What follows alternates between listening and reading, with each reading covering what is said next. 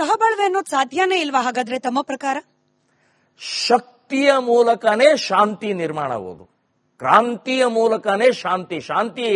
ನಮಗೆ ಶಾಂತಿ ಬೇಕು ಅಂತ ಹೇಳಿ ಭಜನೆ ಮಾಡ್ತಾ ಕೂತ್ಕೊಂಡ್ರೆ ಶಾಂತಿ ಸಿಗ್ತಾ ಇಲ್ಲ ಅನ್ನುವಂಥದ್ದು ಬಹಳ ಸ್ಪಷ್ಟವಾಗಿ 78 ವರ್ಷ ಆದ್ರೂ ಕೂಡ ನಾವೇ ಸಾಯೋದು, ನಾವೇ ಓಡೋದು, ನಾವೇ ಮತಾಂತರ ಆಗೋದು.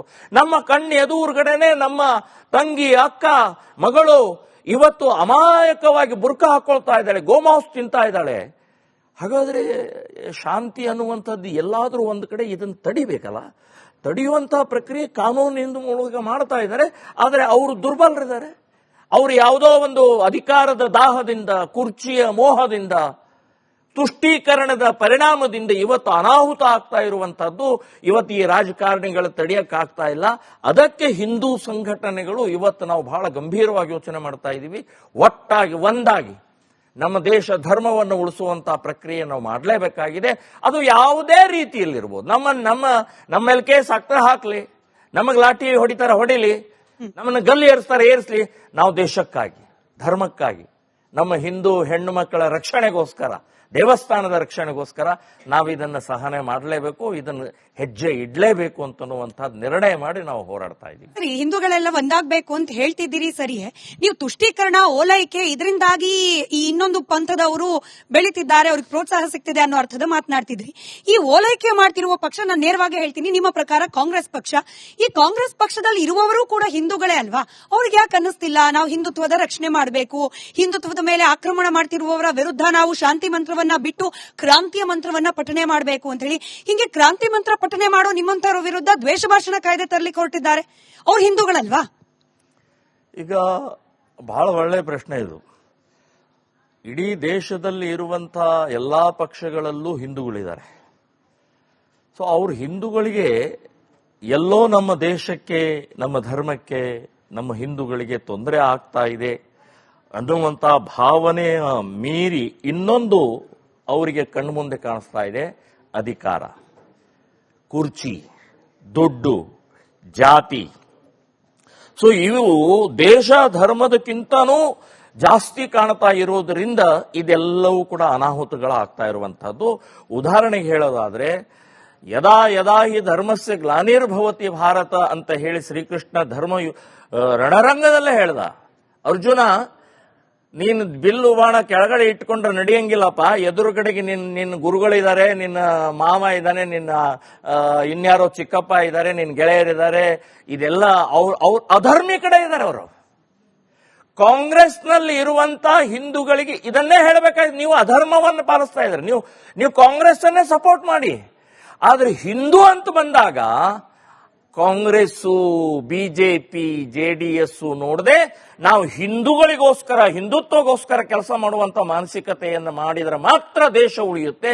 ಇಲ್ಲಾದ್ರೆ ಈ ವಸಿಷ್ಠರು, ಭೀಷ್ಮರು, ದುರ್ಯೋಧನನ ಇದರಲ್ಲಿ ಏನು ಇತ್ತಲ್ಲ, ಹಾಗೆ ಯದಾ ಯದಾ ಈ ಧರ್ಮಸ್ಥಾನ ನಾವು ಅವ್ರ ವಿರುದ್ಧನೂ ಹೋರಾಟ ಮಾಡಬೇಕಾಗತ್ತೆ, ಅವರನ್ನೂ ತಡಿಬೇಕಾಗತ್ತೆ.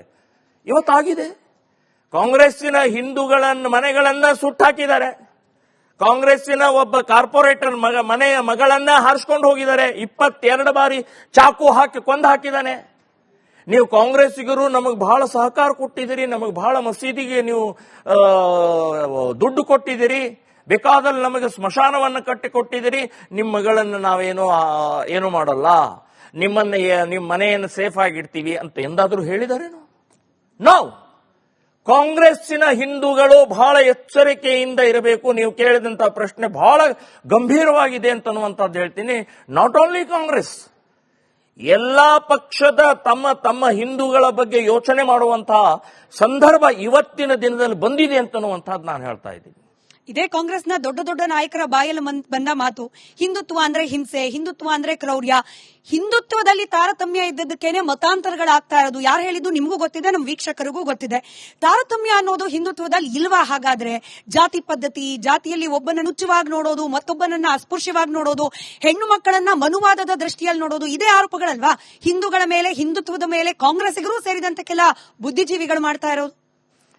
ಈಗ ಒಂದು ತಾರತಮ್ಯ ಅನ್ನುವಂಥದ್ದು ಬರೇ ನಮ್ಮ ದೇಶದಲ್ಲಿ ಹಿಂದೂ ಧರ್ಮದಲ್ಲಿ ಮಾತ್ರ ಇಲ್ಲ, ಎಲ್ಲಾ ಧರ್ಮದಲ್ಲೂ ಇದೆ, ಎಲ್ಲಾ ಜಾತಿಗಳಲ್ಲೂ ಇದೆ. ಕ್ರಿಶ್ಚಿಯನ್ರಲ್ಲೂ ತಾರತಮ್ಯ ಇದೆ, ಮುಸ್ಲಿಮರಲ್ಲೂ ತಾರತಮ್ಯ ಇದೆ, ಯಹೂದಿಗಳಲ್ಲೂ ಇದೆ, ನಮ್ಮ ಹಿಂದೂ ಧರ್ಮದಲ್ಲೂ ಇದೆ. ನಾವು ಒಪ್ಕೊಳ್ತೀವಿ, ತಾರತಮ್ಯ ಇದೆ, ಇವತ್ತಿಗೂ ಇದೆ.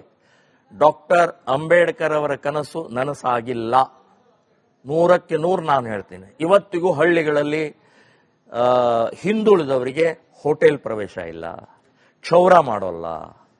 ಇನ್ನು ಬೇರೆ ಜಾತಿಯ ಎದುರು ಮದುವೆಗಳಾದರೆ ಅತ್ಯಂತ ಅಮಾನುಷವಾಗಿ ಕೊಲೆ ಮಾಡ್ತಾರೆ. ಇದು ನಾನು ಒಪ್ಕೊಳ್ತೀನಿ. ಇದನ್ನು ಸುಧಾರಣೆ ಮಾಡಬೇಕು ಅಂತನ್ನುವಂತಹದ್ದು ನಮ್ಮ ಶ್ರೀರಾಮ್ ಸೇನೆ ಸಂಘಟನೆ ಕೂಡ ಆ ಪ್ರಯತ್ನದಲ್ಲಿ ಮಾಡ್ತಾ ಇದ್ದೀವಿ. ಸ್ವಲ್ಪ ಮಟ್ಟಿಗೆ ನಾವು ಸಕ್ಸಸ್ಸು ಆಗಿದ್ದೀವಿ. ಇವತ್ತು ನಮ್ಮಲ್ಲಿ ಸಾಕಷ್ಟು ಜನ ಹಿಂದುಳಿದವರು ಅನ್ನುವಂಥವರು ರಾಜ್ಯ ಮಟ್ಟದ, ಜಿಲ್ಲಾ ಮಟ್ಟದ, ವಿಭಾಗ ಮಟ್ಟದ ಜವಾಬ್ದಾರಿಗಳು ತಗೊಂಡು ಮುಕ್ತವಾಗಿ ಕೆಲಸ ಮಾಡ್ತಾ ಇದ್ದಾರೆ. ಅವರಿಗೆ ಯಾವುದೇ ರೀತಿಯ ಭೇದ, ನಾನು ಆ ಜಾತಿಯವನಿದ್ದೀನಿ ಅನ್ನುವಂಥ ಕೀಳರಿಮೆ ಇಲ್ಲದೆ ಕೆಲಸ ಮಾಡ್ತಾ ಇದ್ದಾರೆ. ಇನ್ನು ಇದು ಮತಾಂತರಕ್ಕೆ ಕಾರಣ ಆದರೆ ಕ್ರಿಶ್ಚಿಯನ್ರಲ್ಲಿ ಇವತ್ತು ಮತಾಂತರ, ನಾನೊಬ್ಬ ಹಿಂದುಳಿದ ವ್ಯಕ್ತಿ, ನಾನು ಮತಾಂತರ ಆದ ತಕ್ಷಣನೇ ನಾನು ಕ್ರಿಶ್ಚಿಯನ್ರೆಲ್ಲರೂ ಸಮಾನರು ಅಂತನ್ನುವಂಥದ್ದು ಭಾವನೆ ಎಲ್ಲಿದೆ?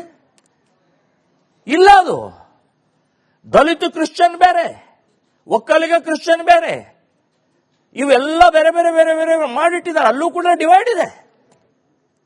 ಇವತ್ತು ಹಿಂದುಳಿದ ವ್ಯಕ್ತಿ ಕ್ರಿಶ್ಚಿಯನ್ ಆದ ತಕ್ಷಣನೇ ಇವತ್ತು ದೊಡ್ಡ ದೊಡ್ಡ ಚರ್ಚ್ಗಳಲ್ಲಿ ಅವರಿಗೆ ಪ್ರವೇಶ ಇಲ್ಲ.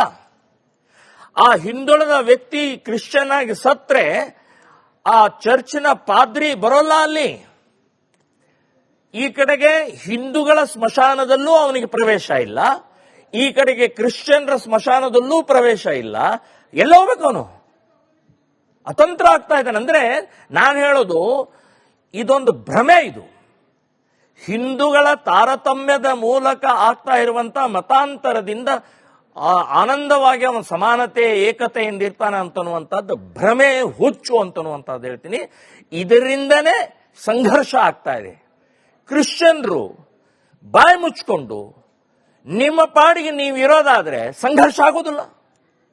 ಮಣಿಪುರದಲ್ಲಿ ಇವತ್ತು ಸಂಘರ್ಷ ಆಗ್ತಾ ಇರೋದೇ ಕನ್ವರ್ಟೆಡ್ ಕ್ರಿಶ್ಚಿಯನ್ ಕಾಡು ಜನರ ಮೂಲಕನೇ ಇವತ್ತು ಆಗ್ತಾ ಇದೆ. ಸೊ ಹೀಗೆ ಮತಾಂತರ ಅನ್ನುವಂಥದ್ದು ಅದೊಂದು ಪಿಡಿಗ, ರೋಗ. ಇದು ಮಾಡಬಾರ್ದು. ಯಾಕೆ ಮಾಡ್ತೀರಿ ನೀವು? ನಿಮ್ಮಲ್ಲಿ ಬೇಕಾದಷ್ಟು ಕೊಳೆತು ನಾರ್ತಾ ಇರುವಂತಹದ್ದು ಇವತ್ತು ನಿಮ್ಮ ಕ್ರಿಶ್ಚಿಯನ್ರ ದೇಶದಲ್ಲಿ ಎಷ್ಟು ರೀತಿಯ ಕರೌರ್ಯ ಇಲ್ಲ, ಎಷ್ಟು ರೀತಿಯ ಕರಿ ಬೆಳಿ ಅಂತನ್ನುವಂತಹದ್ದು ತಾರತಮ್ಯ ಇಲ್ಲ. ಸೊ ನಮ್ಮ ದೇಶದಲ್ಲಿ ಆ ರೀತಿಯ ಇದೊಂದು ಭ್ರಮೆ ಹುಟ್ಟಿಸಿ ಈ ಪ್ರಕ್ರಿಯೆಯನ್ನು ಮಾಡ್ತಾ ಇದ್ದಾರೆ. ದಲಿತರು ಹಿಂದೂಗಳೇ, ದಲಿತರು ನಮ್ಮ ಅಣ್ಣ ತಮ್ಮಂದ್ರೆ, ದಲಿತರು ಇವತ್ತು ನೀವು ಬೇರ್ಪಡಿಸುವಂತ ಪ್ರಕ್ರಿಯೆ ಇಲ್ಲ. ಹೌದು, ನಮ್ಮ ಮನೆಯಲ್ಲಿ ಕೆಲವೊಂದು ದೋಷಗಳಿದಾವೆ, ಅದನ್ನು ಸರಿ ಮಾಡ್ತೇವೆ ನಾವು. ನಮ್ಮನೆ ಇದು.